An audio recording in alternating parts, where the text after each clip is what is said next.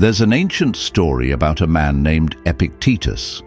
Born into slavery, his body was beaten, his freedom stripped away.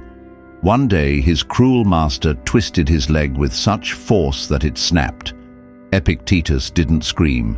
He simply looked at him and said, "You're going to break it."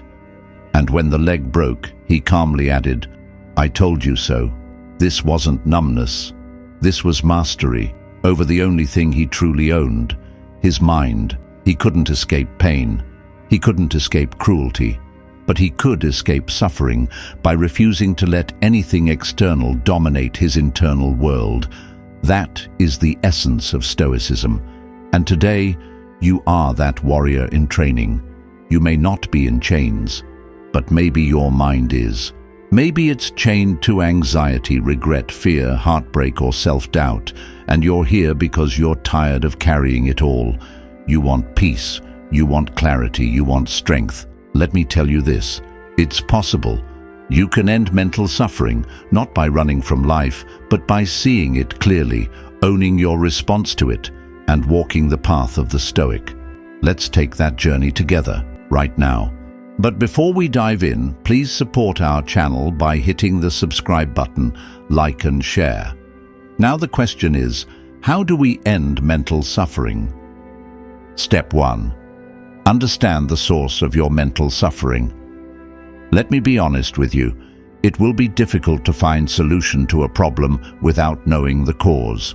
Most of our suffering begins in the mind, not the moment. It begins when expectation replaces reality. It is born not in what is, but in what we think should be. You wanted that person to stay. They left. You hoped that job would come. It didn't. You expected life to be fair. It wasn't. Mental suffering begins when we demand that reality obey our desires. But reality isn't your servant. It's your teacher. Epictetus once said, "Man is not worried by real problems so much as by his imagined anxieties about real problems." The first step to ending mental suffering is radical acceptance. Stop arguing with life. Begin to observe it. Align your expectations with what is, not what you wish it to be.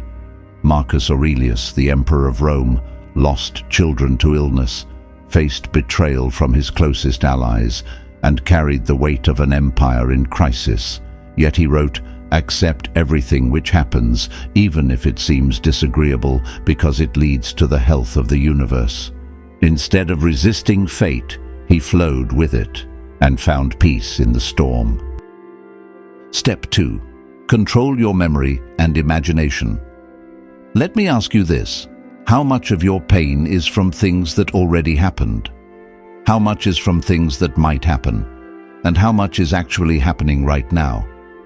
Mental suffering thrives on two illusions, the past and the future. But you are only ever alive, here, now. And here, now, is usually bearable, often even beautiful. That's why Seneca said, "We are more often frightened than hurt, and we suffer more in imagination than in reality." Train your mind to stay present. When you catch it time traveling to regret or fear, return. Focus on your breath, your body, your task, this moment. When anxiety overwhelms you, try this. Stop. Breathe in deeply. Ask, is this pain real or is it a story? Let go of what you can't control. Embrace what you can. Step 3. Be the watcher of your thoughts and not the thought itself. Sometimes your mind is not always your ally. It creates judgments, fears, labels, and narratives, many of which are false. But you are not your mind. You are the consciousness that observes it. Marcus Aurelius once wrote, "If you are distressed by anything external, the pain is not due to the thing itself, but to your estimate of it. And this you have the power to revoke. Detach from your thoughts. You are not weak just because your mind feels weak. You are not broken just because your thoughts are chaotic. Observe your mind like a sky watches the weather. Clouds pass, the sky remains. Epictetus was born a slave. crippled by his master. But when asked how he remained so calm, he said, "It is not things themselves that disturb us, but our opinions about them." He refused to let his mind become a prison, even when his body was chained. Step 4.